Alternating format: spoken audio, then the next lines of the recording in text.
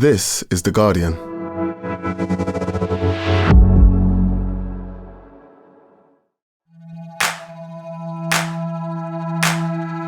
Hello, I'm Faye Carruthers and welcome to The Guardian Women's Football Weekly. So it's the halfway stage of the Champions League semi-finals with both Arsenal and Chelsea trailing in their ties with Lyon and Barcelona. We'll review the first legs and preview this weekend's must-win second legs, as well as looking back on the Barclays WSL action. And after teasing you for weeks, we're taking a deep dive into the Women's Championship as we approach the final two games of what's been a thrilling season. All that, plus we'll take your questions, and that's today's Guardian Women's Football Weekly.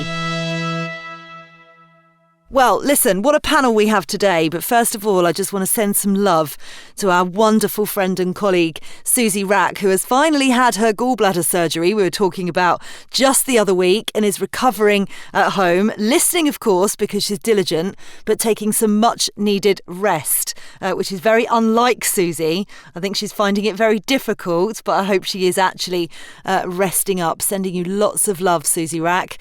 Sophie Downey, how are you? No hat this morning. I mean, it must be summer. No, it feels a bit weird at the moment. I think I woke up and just forgot, which is unlike me. But yes, I'm good, thank you. Been a busy week, so I'm excited to get talking. Yeah, Garry, you must have been pretty busy as well. How are you? I'm well, thank you. Yeah, it feels like only yesterday that I saw Emma and Sophie, but oh wait, it is. It's that time of the season, and Emma has turned into a granny. She's wrapped up. This is what happens when you live up north in England. It's cold. You have to constantly wear blankets. Coming back from Barcelona and then being in a cold house, I've got a jumper, I've got a blanket wrapped around my leg. I'm on my third cup of tea since 7 o'clock and it's only 9 a.m. So there you go. Wow, that's impressive. I mean, at least it's not your third coffee. I would start to worry for you if you were drinking that much caffeine. And Soph sips a massive coffee and makes me want to go out and get a proper one rather than my one from my kettle. Anyway, listen, we're not going to start in Barcelona. We're going to start in London with the weekend's Champions League action. The first legs just didn't go according to plan, did they, for either of the English teams involved? After Arsenal's 5-1 midweek win in the WSL against Leicester, they had momentum going into the weekend, but they were hosting former boss Joe Montemuro's Lyon in front of a 40,000 strong crowd at the Emirates, and the first leg ended in a narrow defeat, finishing Arsenal 1, Lyon 2. Kadadiatu Diani fired the visitors into a first half lead. Mariona Caldente levelled from the spot late in the second half before Melky de Mornay raced through to restore Lyon's lead. We had this lovely email on Women's Football Weekly at theguardian.com. Hello, this is from Louise, by the way. Hi, my daughter Lucy loves your podcast and wanted to say hi. Hi, Lucy. We were at Arsenal Leicester City this week and had a great time. Despite the score, we saw some poor passing and weak defending, so the Lyon score was sad, but not a surprise.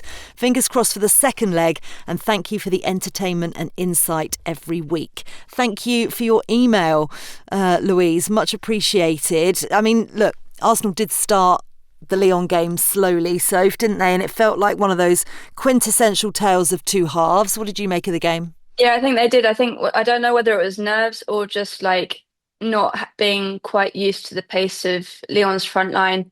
They really did start slowly, and I think in the first 3 minutes, Caitlin Ford got a booking. There were some loose passes, the crosses weren't quite hitting their marks, and they were just struggling to get control of the game. But I do think the way that they kind of showed their resilience, which I think has been a massive part of their season, the kind of resilience to come back. They came back after halftime.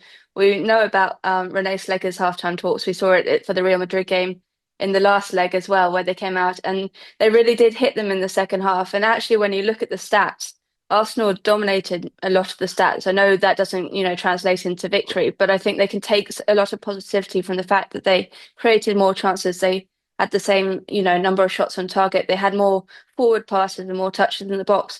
So I think when you're looking at, reviewing the game and where it went wrong, it was an opportunity of not maybe being more clinical in the box, but at the same time they did create enough, I think, to warrant maybe a draw and to give them hope going into that second leg. It's not it's going to be a tough task. Don't get me wrong, but it's definitely not all over. They're still in this match, and I think they showed that they aren't too far apart at points. I think there are some different, like, it's more about personnel and quality at times that they might need to look to rebuild, like bring in over the summer. But other than that, they did stay in the game in that first leg. Yeah, and we have seen them do it before as well, haven't we? And which is why Rennie Sleggers was quite calm post match. But she said that Arsenal had to learn in game in the first half, having not faced an attacking trio of the quality of Diani, De Mornay and Chawinga yet this season, which is what Sophie was saying, Tom. And those three are frightening. Yeah, they really are. And I think De Mornay in particular, I think, has now risen up to a status where she's really in that top elite bracket of footballers around the world now. Obviously still very young, but this was a very impressive performance from her. And kind of a lesson in the clinicality being the most important thing at this stage. Lyon took their chances really well there. Arsenal had a lot more of the ball. Arsenal had, I think, 3 times more corners than Lyon. Arsenal, did generally play relatively well, but you've got to be completely ruthless in these moments. And the quality, I think the quality of that front three was probably the slight difference overall. I don't think this is done at all, though. I do think that Arsenal have a really good chance of going and making a game of it in the second leg. And I suppose with the context that you wouldn't really expect a particularly raucous home crowd in Lyon in the way that we saw the sort of 40,000 at the Emirates, I wouldn't expect it to be a similar home advantage for Lyon. So in that sense, I think there's no reason to fear going away there. And I think we could see a really good second leg. But the De Mornay goal sort of makes it a lot more difficult, doesn't it, in that Arsenal now have to go and win. And that probably changes the tactical approach when compared to if the tie was level a lot, obviously. And they have to be more clinical as well, Emma. They were criticised for that earlier on in the season, but they again missed a spate of chances, whereas Lyon just made their big moments count. How much are they going to rue those wasted opportunities and try and fix that next weekend? Yeah, well, I'll be honest. First off, I was actually travelling back from the airport, so I missed the first half an hour and caught, I suppose, the best part of Arsenal's performance, where I did see all of these chances. And I saw Renee speaking afterwards, and she was saying about the fact that they have been clinical this season, and that was really disappointing. That kind of in one of the biggest games of the season, they obviously don't show that side of them, but it didn't seem to be clicking. They created a lot, but I think in these games you need a bit of luck, and you also need obviously that quality in the right moments. I don't think they had either on the night, which obviously Lyon did. I also thought Lindsay Heaps in Lyon's midfield was really creative. I thought she controlled the midfield, and I thought maybe Arsenal lacked that a little bit in those moments that counted. They've obviously got the players that can do that, the likes of Mariana Caldente, but I didn't see enough of that, I don't think, on the night. And I think that will be really disappointing to Renee, because they do have that in them. They've got that quality, they've got that ability. I think it's doing it consistently over, the full 90 minutes against a team of the quality of Lyon, which they didn't show. So yeah, she'll be keen for them to come out fighting and to show that side of them, obviously, in the second leg. Yeah, it was quite interesting, wasn't it? Because they were under the cosh, Lyon, in the second half with Arsenal pressure. But Joe Montemuro talked about his team's ability to control their emotions when the going gets tough. And that is the experience, Soph, of a team that's won this competition 8 times and going for a record 9th, isn't it? Yeah, Joe was really interesting in post-match because he talked about how that has kind of taught him a lot as well in terms of the leadership side of the game. He said that, in some of these games, before the tactics have actually gone out the window and it's all done on pure emotion. And he kind of expects that from the second leg as well. And it's about your team's ability to ride that kind of wave of emotion, get through the tough parts and hold on and find their moments to win a game. And I think when you have a team like Lyon, yes, the personnel might change from year to year, although they do generally keep quite a stable kind of team. It's kind of institutionalized, isn't it? That kind of experience and that kind of winning feeling where they understand the kind of maturity levels that are needed to get through games. And that just comes with being in the competition at this stage year after year after year. And, Arsenal, yes, they're the only English team to have won it, but that was a long time ago now. And they've been kind of flitting in and out of competition at different points. Yes, they've reached a semi-final 2 years ago, but then they had a year off away from the competition because they didn't qualify for the group stage. So it's about that kind of consistency, I think, and And you can only do that by reaching this kind of stage of the competition year after year and after year, and playing the Lyons and the Barcelonas of the world, where you're not going to find many tests like those two teams in elsewhere in world football. And as strong as the WSL is and as strong as the other leagues are, I think, there are elite teams, just, one or two elite teams elsewhere, which really test you beyond all other teams. So that kind of, you need that practice, you need that experience to face in year on year and improve. Yeah, that's a really good point. Women's football was vastly different in 2007, wasn't it? 18 years ago, by the way, that is, which is terrifying. Absolutely terrifying, if you're my age.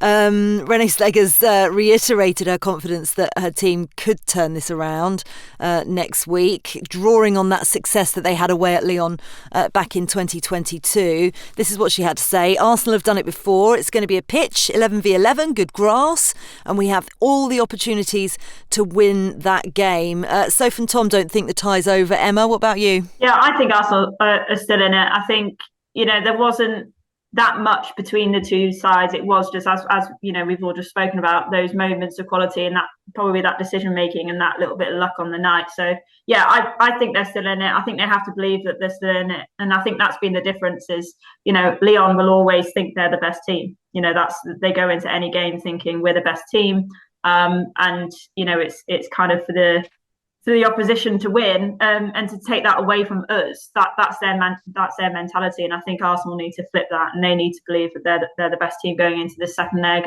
And they've definitely got the players, they've definitely got the quality. They just need to show it consistently. Yeah, just to make you dream of the sun. There was plenty of hope in the Chelsea ranks that this might be their year in Europe, but of course they drew Barcelona, their old rivals.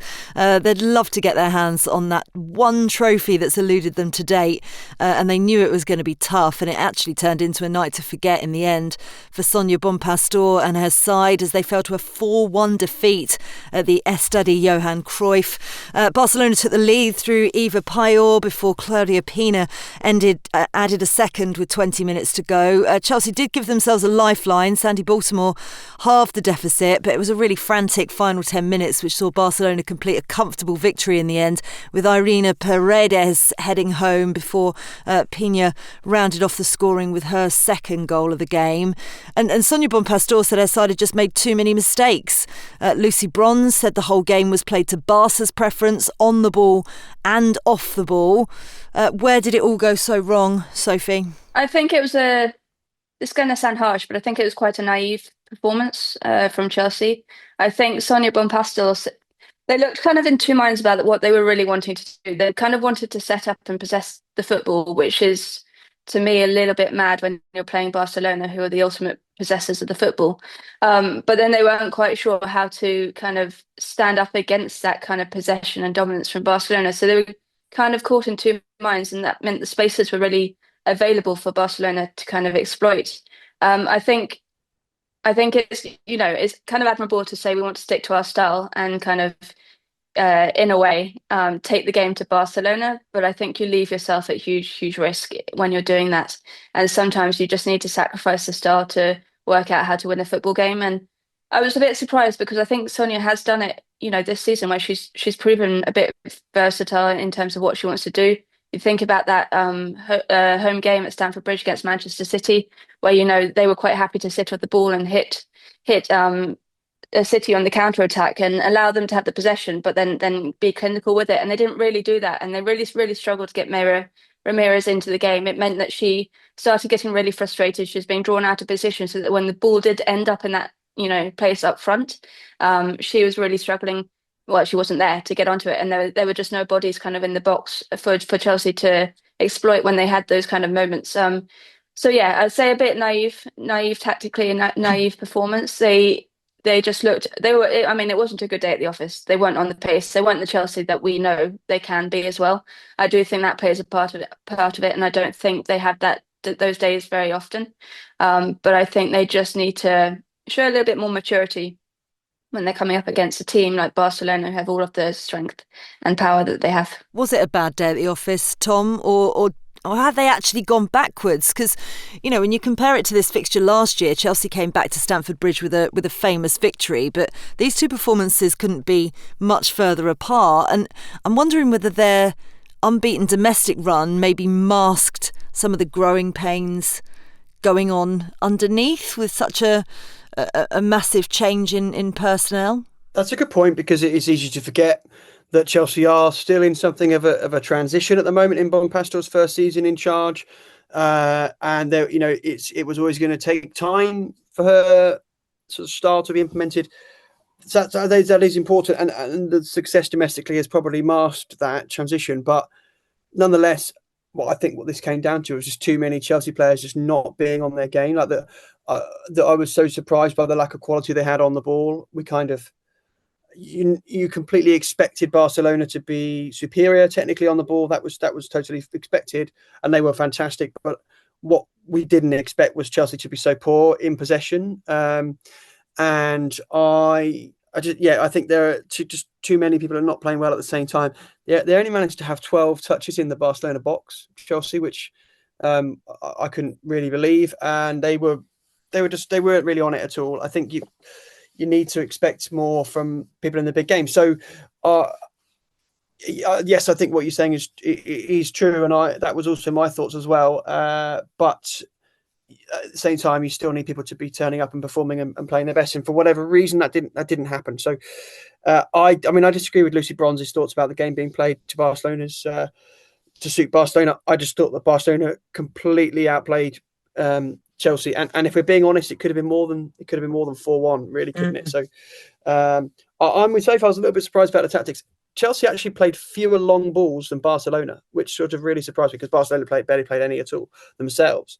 And I suppose I was sort of expecting a little bit more directness from Chelsea. They really couldn't get the ball to stick up top at all. The link up with Ramirez just wasn't there for whatever reason. So, yeah, a big reflection for them. I think it will be quite a chastening day for them. But they will learn from it and come back. You know, we know how much the 4-0 loss in the final in Gothenburg really fueled them to get better, and this will fuel them to get better as well. They will not go away and hide, and they've got to turn it around quickly now, because they're going to the Bridge in just a few days' time. Yeah, that's a big deficit to overturn, though, isn't it? We'll have a look at that second leg in a minute, but I want to talk about the Chelsea signings, Emma, because over the last 18 months, Germer, Ramirez, Walsh and Bronze were brought into the club specifically to build for European success, which, you know, from a fan's point of view, and the club's as well, must be incredibly frustrating that actually, again, against this team in Barcelona, they still look so far away from getting what it is that they want. Yeah, it will be frustrating. I think, you know, we've sort of discussed that kind of link-up play up top, and I think, you know, Mayra Ramirez, since coming back from her injury, I don't think she's looked fully fit, fully sharp. I think she's struggling a bit at the moment. I think that's fine to say. I think it's okay to say that, you know, she's a wonderful footballer. We know what she can do. I don't think she's anywhere near the level that we saw before. So I think that obviously, you know, hurts a Chelsea side when you're going to Barcelona and your centre forward isn't at the kind of elite level that we know she can be. So I think that's a shame. Obviously, they missed her in the second leg last season. I think that would have made such a significant difference. So you could argue that kind of the Mayra Ramirez, the best version of her, hasn't been available to them in at least kind of, you know, one of the legs, and certainly not her best in this leg.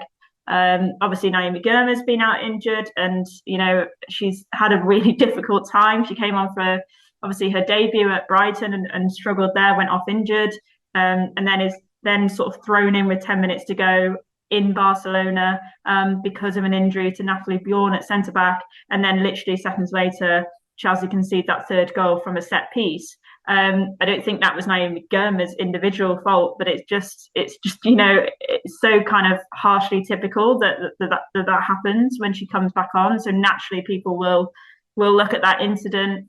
I think Lucy Bronze has had a really strong season, but it's difficult, isn't it? I think, you know, Kira Walsh wasn't particularly helped out by her midfield, you know, partners. I think in the game, I thought Bika Captain is such a talented young player. I thought she really struggled in Spain, unfortunately. And Erin Cuthbert was great off the ball. On the ball, we know she can be so much better. And as Tom said, I completely agree. I think in possession, Chelsea as a team were just so poor across the board. So I think it's difficult to look at, the four individuals and sort of point fingers, but completely understand your point. And I agree, when you're signing those world-class players and you're breaking world records, British records to bring them in, and you don't make that progress in the competition, it's really difficult, isn't it, as a fan? So look, Sonia Bonpastor's got to look at that. And, as Sophie said, were they too naive? Yes, I think so. How can they get the best out of these world-class players? How can they get them all working together as a team against the best team in Europe? And that is the ultimate question, isn't it? Yep, it is. But, maybe they were off their game because Barcelona was so good. It's all well and good us talking from this kind of anglicised perspective, Soph, but, ultimately it was a really comfortable win for Barcelona. What did they do right? Because they looked quite unstoppable. Yeah, I think it's really interesting, like going off the last point a bit, and not to say that Chelsea haven't strengthened, they definitely have strengthened with the people they brought in. But when you look at Barcelona and you look at the fact that this season they're without Kira Walsh and Lucy Bronze, Fridolina Rolfo was on the bench, they kind of looked like they weren't even missing them. They were, they're that fluid and that kind of connected in terms of the way they play football. That midfield trio of Patry, Aitana Bonmati and Alexia Putellas, who I thought had a brilliant game, by the way. It was kind of trademark Alexia. They're frightening. And then you don't even look at the front three. I think also in contrast, Barcelona of the summer brought in Yua Payor as a number 9. And they've kind of it's ridiculous to say they've been lacking in that area in recent years, given that they're, going after 4 back-to-back Champions League trophies. But they haven't had a number 9, an out-and-out number 9. And in Payor, they have an absolute, true number 9. And she is ridiculous. I mean, her stats are, redonkulous. Redonkulous. Oh, I've not heard that word for a while. It's not even in the dictionary, I don't think. No, it's an emphasis on the ridiculous, because she scored 34 times in 35 games. Those numbers are just crazy. And she just really adds that kind of number 9 play to what Barcelona needed. They've been trying in recent years to play Salma up front. She's more natural on the wing. So they now have this number 9 who has an incredible work rate, like the instinctiveness in front of goal to just score numbers like that.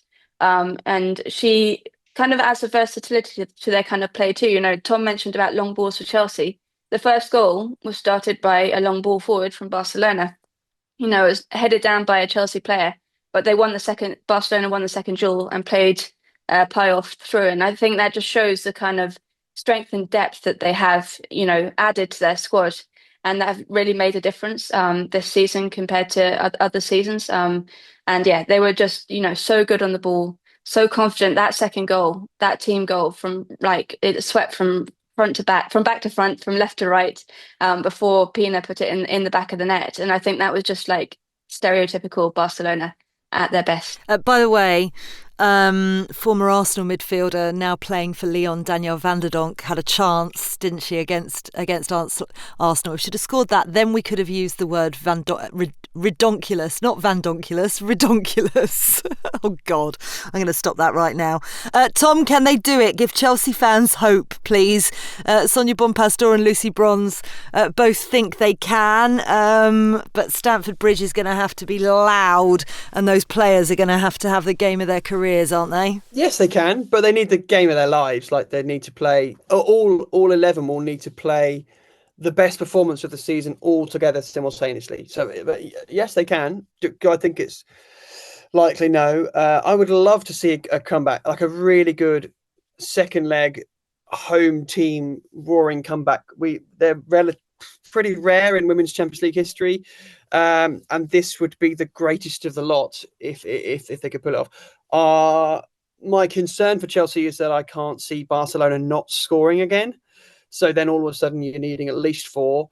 So yeah, in the literal answer to the question, yes, they can. Of course they can. But it needs all 11 of them to be absolutely outstanding, and they've got to find a way to do that, and not easy when you're playing a midweek game as well. They're going to be tired. they've got to play in a WSL in between the two, and yeah, I think it's a hugely difficult ask. So I know I'm really looking forward to seeing it. They need, Chelsea need an early goal. They need the DJ to get excited as he sometimes does at the bridge before the big night, and let's see. But I think the most likely scenario is that we'll see the quality of Barcelona lead to some goals for them, and but most importantly, I'd like to see Chelsea demonstrate that they can beat them. I'd like to see Chelsea win the game, because to sort of demonstrate they can win over 90 minutes. I know they've won away last season, but I'd like to see them show their quality on the ball and sort of demonstrate that over these coming years, through the Bompastor tenure, that they can win this title. I think this is a chance to sort of right the wrongs of last week, even if they can't necessarily mathematically overturn the deficit. But gosh, there's a lot of fence sitting there, isn't there, Faye? Sorry.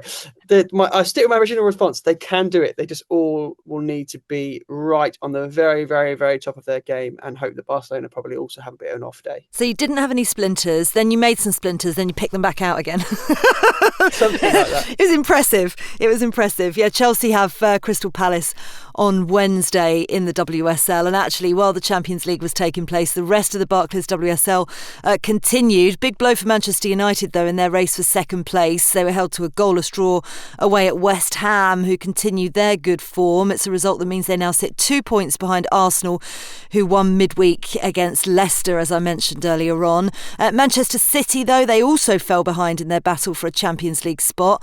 They were held to a 1-1 draw at home against Everton. That result means Arsenal now just need 1 point from their final 3 games to secure European football next season. Elsewhere, Liverpool leapfrogged Brighton into 5th with a 2-1 victory over the Seagulls. First half goals from Olivia Smith and Leanne Kiernan. Michelle Adjuman did score the consolation for Dario Vidosic's side, but it was too little too late.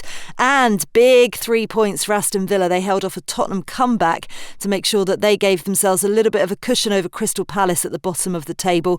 Kirsty Hansen scoring a 91st minute winner after Spurs recovered from a 2-0 deficit.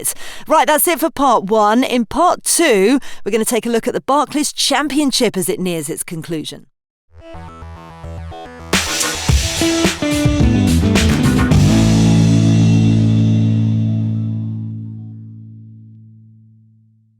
Welcome back to part 2 of the Guardian Women's Football Weekly. So we have promised you a more focused look at the Championship for quite a little while now.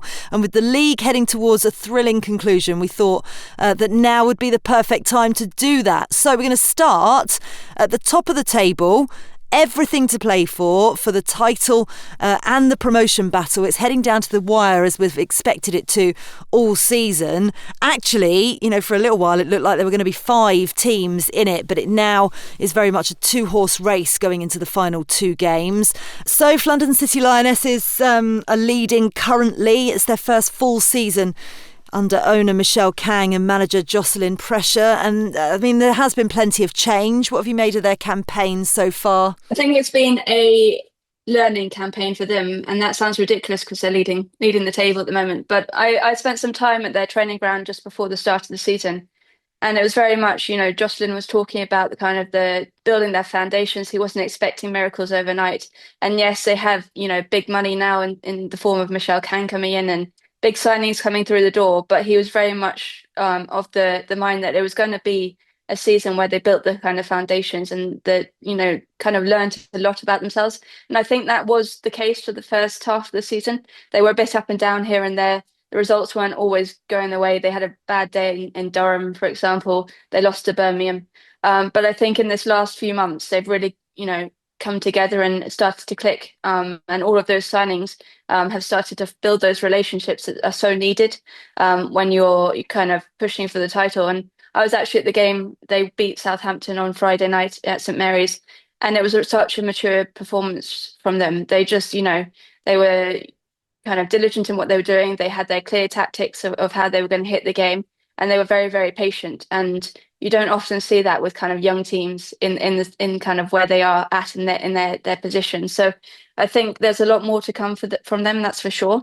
But from what I saw on Friday night, they really have developed that kind of maturity that I didn't quite expect at this stage, despite, the litany of kind of names in that squad and the experience there. So I think it's coming together. They've got some really good personnel.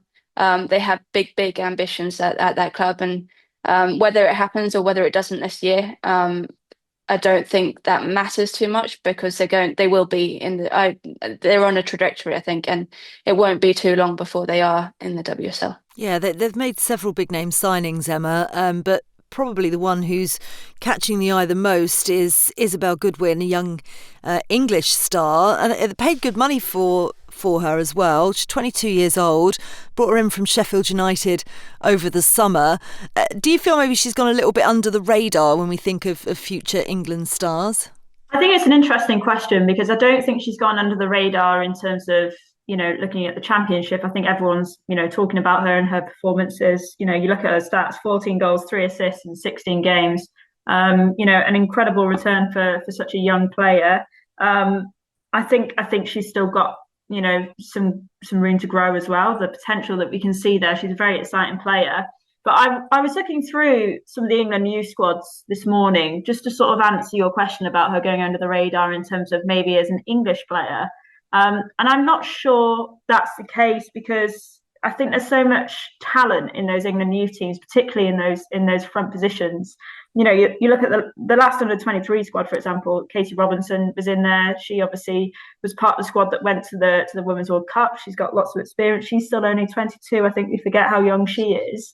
And then you look at the under-19 squad, and you've got the likes of Lola Brown at Chelsea, Lily Murphy's obviously playing regularly at Manchester City.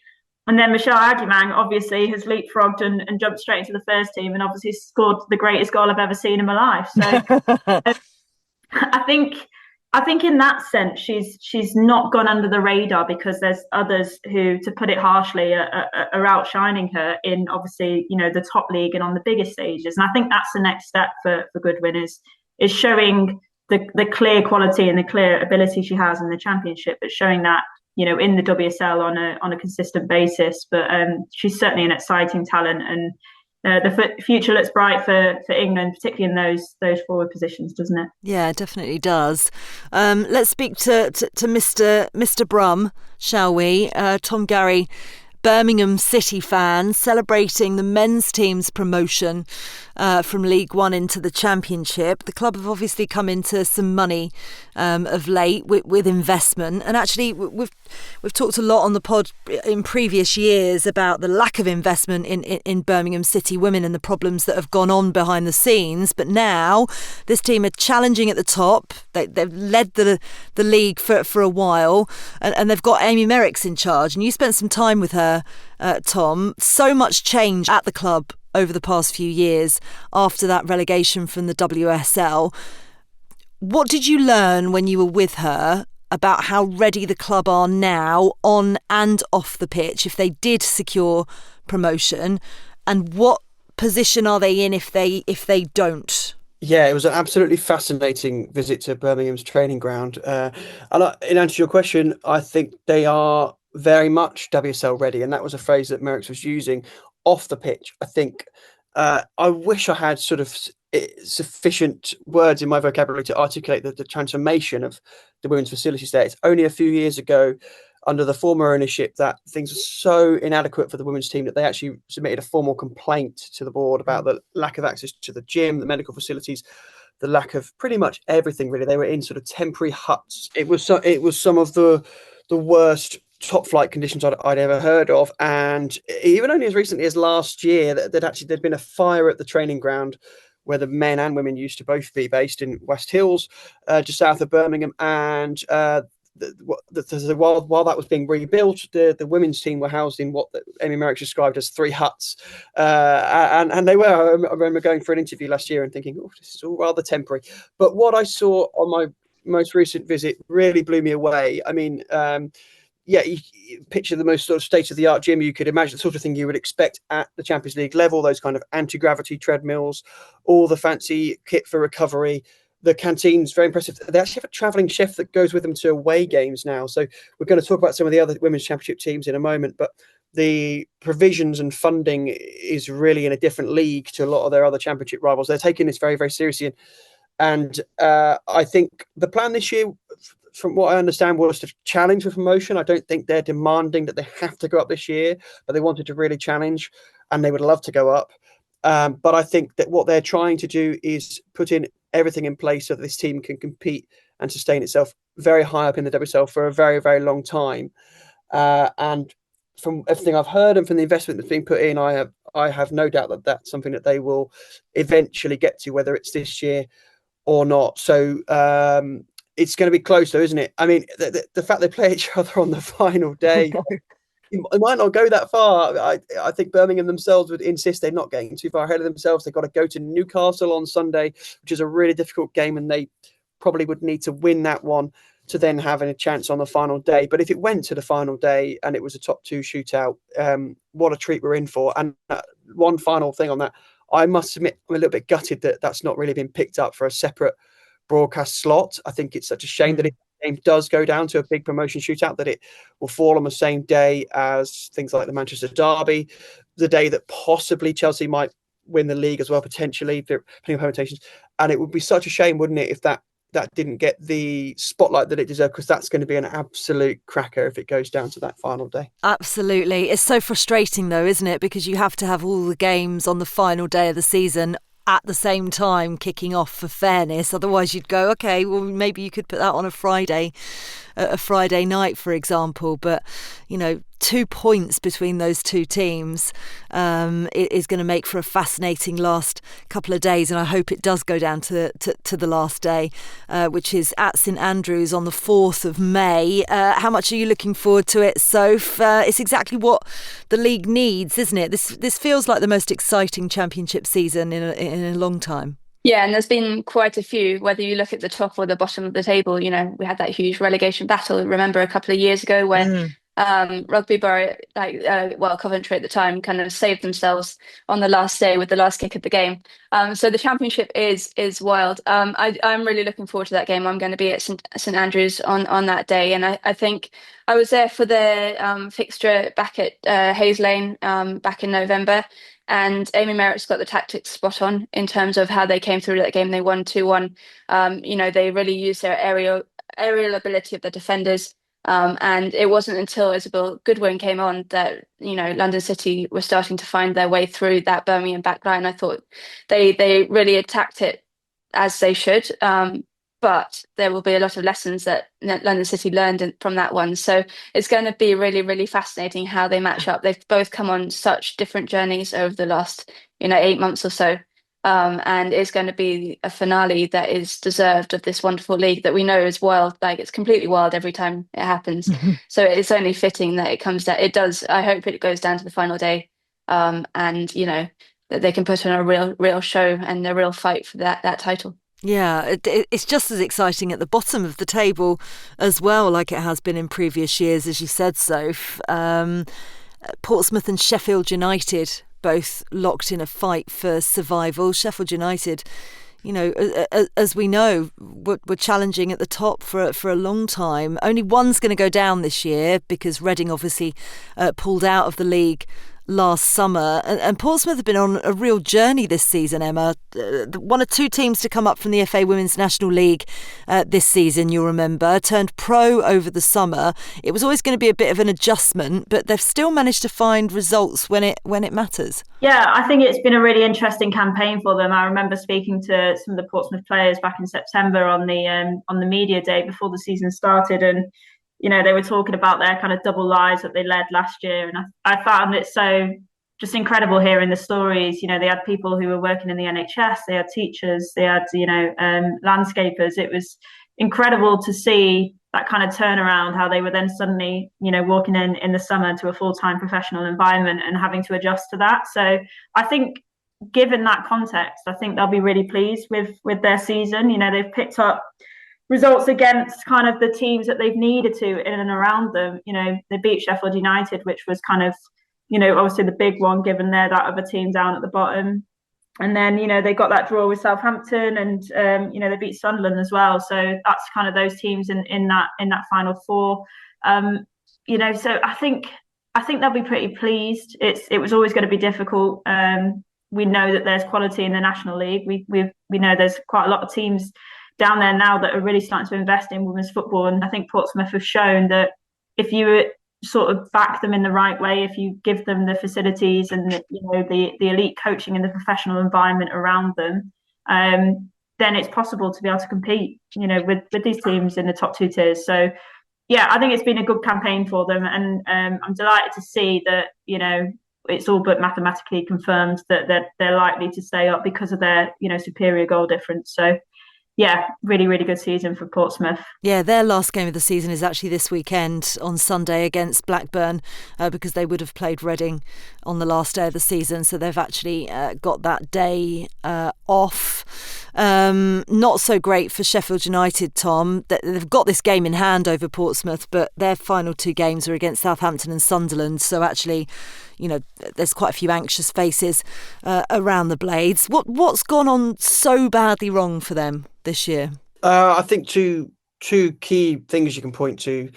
One really is a real lack of money. There just doesn't seem to be really the money the resources there. And I think that Ash Thompson and the team have actually fought really well against that relatively small budget. And the second key thing is they can't score goals. They've scored 1 goal every 2 games on average. And they, start of the season, we talked about Goodwin earlier. Of course, Goodwin was sold to London City Lionesses, and she's the league's top scorer. If she's still there, this is the team, in the first 2/3 of the pitch, good enough to be mid-table. They can't score goals. There's nobody in the team with more than 4 goals. So that's on the pitch. That's been their real Achilles heel. I'm going to disagree with Emma though. This I don't think this is over at all, because playing Southampton at home, this is Southampton on a dreadful run. They've not won a game since November. Not won a single game since November. They are on the form guide. They're equal worst team in the league. So I don't think this is done at all. Sheffield United will really believe they can do it. Portsmouth play Blackburn, of course, this weekend, but then that's their last game, Portsmouth. So Blackburn could still go down as well. If Blackburn got nothing from their final 2 games, they could be overtaken by Sheffield United as well as Portsmouth. So I think it's right down to the wire. And the fact that Portsmouth don't play on the final day puts immense pressure on this weekend for Portsmouth now. They've had a really good run, Portsmouth. They've made massive improvements, but they will know they cannot go into the final day, or they will certainly not want to go into the final day not safe, because just sitting there watching online, hoping that someone does you a favour is not where you want to be on the final day. Don't discount Sheffield United just yet. No, Sheffield United on 7 points, having played 18. Portsmouth on 10, having played 19. Blackburn on 12, having played 18. Tight at the bottom as well.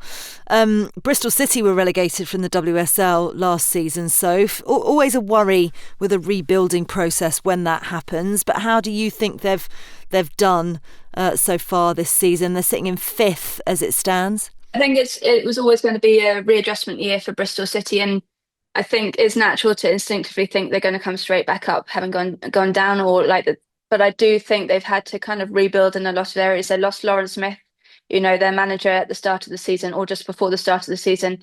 A new, Stephen Kirby came in, had to kind of readjust quickly to the league and the group of players that he had. So I think it has been a season of trying to reestablish themselves as a football club. They brought in kind of a new strategy in kind of the autumn, which was really interesting. I think I spent some time down at their training ground earlier this season, and it was all about building for the future. It was about building Lionesses for the future. They want to become a team that really, really produces young players, and they have such a big catchment area in that southwest. There's no other team down there at the moment that quite covers the area that they've got to cover, and there is a whole emphasis on providing a pathway for young girls coming through to play football. So that was a huge emphasis of that on it, and less about maybe the on pitch kind of targets that they have. They definitely want to get back up to the WSL, don't get me wrong, but they are aware that that's going to take time, and they've got some really, really good people in place behind the scenes to try and do that, I think, and try and hold on to the values of Bristol City as a football club. They are so community focused. They are about, building football up in the region. You can tell that when you go to any game at, Ashton Gate, how rooted in the community they are. And they're holding on to those values while trying to rebuild, to an elite level football club. So it's going to take a bit of time. But I think Bristol Sport is such a huge organisation in terms of what they do for sport in Bristol, and how, you look at the Bristol Bears rugby, you've got, the Bristol City women as well. And they've got the right people behind the scenes to try and push that forward, but it's just going to take a bit of time. But I'm not worried about their future at all. They've got, people are really dedicated behind the scenes who really want to make this a success. It's just going to take a while. Yeah, and what a difference it makes when you do have that. Money obviously makes a big difference as well, but people running these clubs and wanting success is huge. We talked about Portsmouth, and actually Newcastle United, the other team new to the division, level on points with Bristol City. And Becky Langley's side looking pretty comfortable in mid-table, could mathematically actually still finish in the top three, Emma. They've got lofty ambitions. We've seen what the owners have done with the men's team. How happy will they be with their first season in the Championship, do you think? It's an interesting question, because I think they'll be okay. I think they'll be fine with it. I think, the impression certainly that I got from speaking to people at the club at the start of the season, and, Becky Langley, who, by the way, I think is a really impressive person and, a really exciting coach. I think it was always clear that, look, money can't buy you everything. It can buy you a lot in women's football. But I think you still need time, you still need experience. And obviously this was all new to them, and I think it was going to take time to build that. But I do think they probably would have liked to have been challenging a bit more towards the top of the table, which I know sounds silly, but I do think because of their ambitions, they were high. And I think it's been okay. I think this was kind of like the bare minimum for them, really, was to just be kind of stable and in that mid-table. So I don't think it's a bad season at all. But I think they probably would have wanted a little bit more. I was looking back through their results, and I think it's only one win out of their 5 so far against those in the top 3. So that's obviously been kind of the big difference for them. They picked up a few costly draws as well. They had that defeat at Durham, which I think would have been really disappointing for them. So it's been up and down. It's been a roller coaster, I think, and I think that inconsistency is what's cost them a little bit in terms of being higher up the table. But they've definitely got foundations there. Obviously, they've got a good club structure and they've got the money, so they won't be concerned at all. But I think next season, the expectation and the pressure will increase, because when you have that money and you have that backing, it demands results and it demands success. So yeah, it's been par. It's been a par season for them. Two teams who have been challenging at the top and have been top this season, kind of stalwart teams, I would describe them as close runners, Charlton and Durham, Tom. They'll be ruining some of the missed chances actually, and looking back on how the last year's gone, because they're regularly in and around the top, but just for some reason not able to take that last step. What's the reason for that? At one point, it really did look as though they were right in a mix. There was that period, wasn't there, about a month or two ago, when any one of 7 teams could have won the title. Personally, I went into the start of the season thinking that this could be Charlton's year, because they'd had such an incredibly impressive defensive record in the previous season. They haven't been quite as good at the back this term, but they're still doing very well. I think, if you think about Charlton and Durham, my overriding thought is that they're doing very, very well just to be competing up against these two very, very rich and wealthy clubs now in London City and Birmingham. You've got financially 2 teams up there who, in terms of the off-field staffing and the budgets, already funded significantly better than a lot of WSL teams. So I don't want to be too hard on Charlton and Durham, because they've done a really good job by just having a real crack at it. So the key to getting over the line, you need that real goal scorer like a Goodwin, and you need I suppose there've been a lot of really big decisive games, haven't there, between the head-to-heads, and I suppose ultimately it'll come down to small margins. It's not a big gap. So they're the sorts of teams I'd love to. I wish there was a playoff for them. I really wish there was a playoff format. Yeah. This whole season has been a great advert for the idea of 2 teams getting up and the second place being decided by a playoff campaign. If you imagine the playoff system right now, if the table stayed as it is, a semi-final between Bristol City and Birmingham, a semi-final between Durham and Charlton, I would be looking forward to that so much, and I think those would be really close ties. Yes, I love that kind of thing. I that's a great idea. Go take it to the board. 3 more teams just to kind of run our eye over. So varying fortunes for them: Sunderland, Southampton, and Blackburn. We touched on Southampton a moment ago. All have failed to invest significantly in their squads this season, and that is reflected ultimately in the table. Yeah, I mean they're all different individually in terms of what they're kind of doing within the women's game. I think for Sunderland, I was struck by how few players they brought in over the kind of summer to kind of bolster that squad, especially after having such a good season last year. They pushed Crystal Palace quite close to the line, and they were very disappointed with that. And now to be kind of dropping down to kind of 7th position, it is a disappointing season for them. I know, they are kind of embedded in the Northeast in terms of what kind of they offer for the women's game, and Mel Ray is a brilliant coach as well, and she's very, very Sunderland. Everything's she's Miss Sunderland, I think, as well. So I think it's they just really struggled or failed to invest, and they brought in some good players on loan. But I think it's that kind of lack of investment that is kind of a theme throughout the Championship this year amongst teams who haven't stepped up. And unfortunately for Sunderland, they've been lumped into that. They had quite a good start to the year, but they've really, really trailed off in the second half of the year. And I think that's probably why they just don't have the squad depth to deal with it. Southampton have been really disrupted this season. I think, they have struggled with consistency at times. They've not bought players. They had such a kind of thin playing squad coming into the start of the season. They've had to rely on loaning players in the second half of the season, and they've gone for really good young players, but really good young players need time, right? And they need to get the experience. And when you're bringing in Layla Harbert, who is huge potential, but she's 18 years old, and she it's kind of her second year in Championship football. And someone like Viv Lear, another England under-19 international, she is coming on loan from Arsenal once again. She is, trying to establish herself as a 90-minute-a-week player. They're very much at that start level of their career, and you can't, when you're coming up against the likes of Birmingham City, who have Emily Van Egmond in midfield and Lucy Quinn up front, or Simone McGill. The vast kind of difference in quality, in experience, I guess, is just so clear to see. It's going to be interesting to see what they do over the summer. They also lost Remy Allen halfway through the season, their manager, when things weren't going well, and Marianne Spacey Cale has taken up the reins again. So I'm very, very interested to see what they're going to do this summer. Blackburn, different story as well.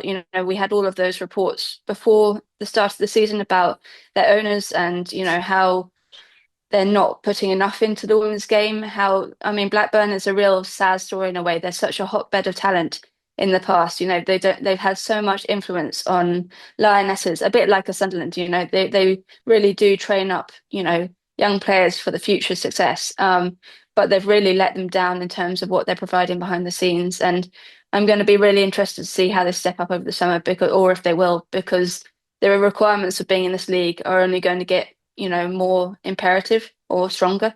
And they're going to have to buck up their ideas if they want to compete or if they want to stay in the Championship. Yeah, well, the Championship is now under the control of the WPLL, and it actually looks like it's going to be renamed back to the WSL2 over the summer, Emma. Excitingly, every game's going to be streamed on YouTube from next season as well.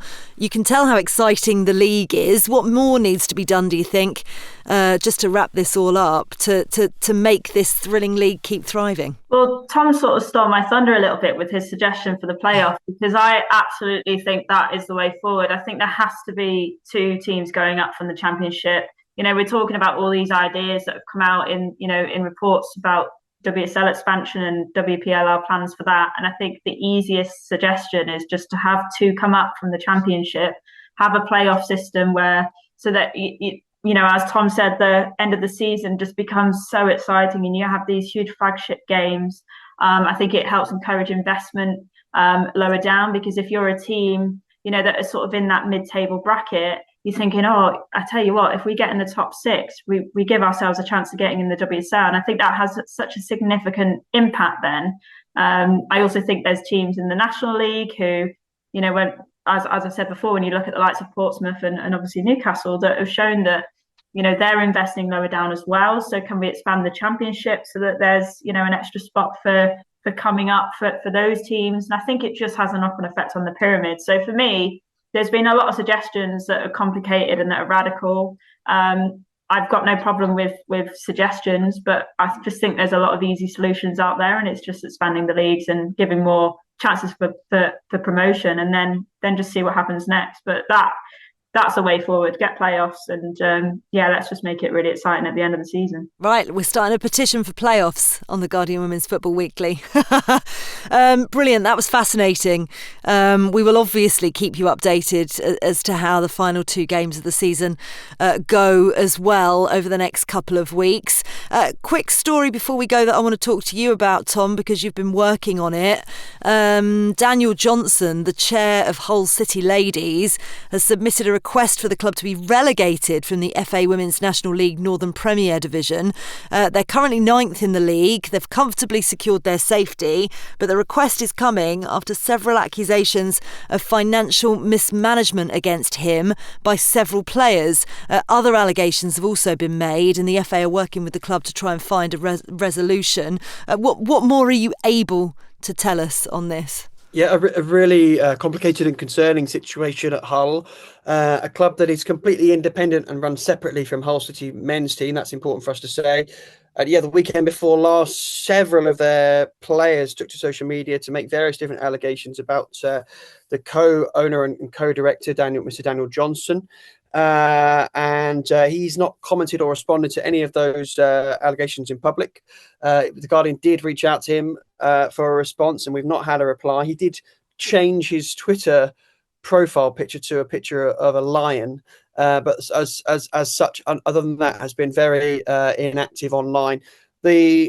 As we understand it, he submitted a request to the league to ask that the team be relegated, which my sources within the club, and I think a lot of the playing squad as well, are very much suspicious and alleging that was done as a retaliation to some of those very public claims. I'm not expecting the FA to take that request seriously at all, because as I understand it, the FA only considers voluntary relegation requests, which are very, very rare, in the instances where it's come from the whole club and there's evidence provided by a board as to why the club has decided they want to do this. They will not take it seriously coming from one individual. But in terms of solutions going forward, I mean, listen, it's very complicated because Mr. Johnson, does have 50% of the shares. He's a joint co-director, and anyone who wants to come in and hypothetically buy the club or take over the club is going to need to come to some sort of agreement with him. And our understanding is that Hull City men's team don't really want to engage with Mr. Johnson at all.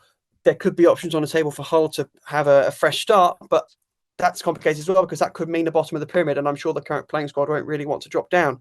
So it is a really complicated situation, and I know the FA are working on it very hard. They're liaising with the club, and I think there's a lot of people trying to find a positive solution. So let's hope that in the coming weeks that there's something positive for the team across the summer. Yeah, very much so. We'll keep you updated on that, of course. A bit of good news to end on around the FA Cup final. So the Premier League has agreed to requests from both Chelsea and Manchester United to move their men's league match to avoid a clash with the Adobe Women's FA Cup final. The showpiece encounter takes place, of course, between the two at Wembley on Sunday the 18th of May. So the men will now play at Stamford Bridge on the evening of the Friday before, which actually allows fans to watch both matches, the men's and the women's, and actually is the first time that a men's fixture has been moved for a women's game. We'll end on an email from Jim Hearson. It feels pretty significant that Chelsea against Manchester United in the Premier League's been shifted so it doesn't clash with the Women's FA Cup final, doesn't it? As well as being better for fans, it gives big Sir Jim Radcliffe no excuse not to head to Wembley this year. We shall see whether he's there, won't we? Have a read of Moving the Goalposts this week. Soph's done a brilliant piece on the NSL, the new Canadian league that we were talking about. We'll catch up with Soph in the coming weeks to see how the first week of action panned out as well. But it's been a pleasure, team. It's been wonderful. Take care. Has the blanket gone off yet, or are you still cold? It's wrapped around even tighter. Can't wait for it done in April. Oh, I thought we were going to warm your cockles on the pod. Tom, Garry, lovely to see you as always. Keep grafting. You are such a hard worker. It's terrifying. It puts me to shame. Not at all, mate. Lovely to see you too. Take care. Soph, go grab yourself a hat. It's chilly, apparently. Yes, I need to move to my summer one. Right, see you all soon. Keep having your say. Send in your questions via social media or email us at womensfootballweekly@theguardian.com. As ever, a reminder to sign up for our weekly women's football newsletter. All you need to do is search Moving the Goalposts. Sign up. The Guardian Women's Football Weekly is produced by Sophie Downey and James Hurley. Music composition was by Laura Iredale. Our executive producer is Salamat. This is The Guardian.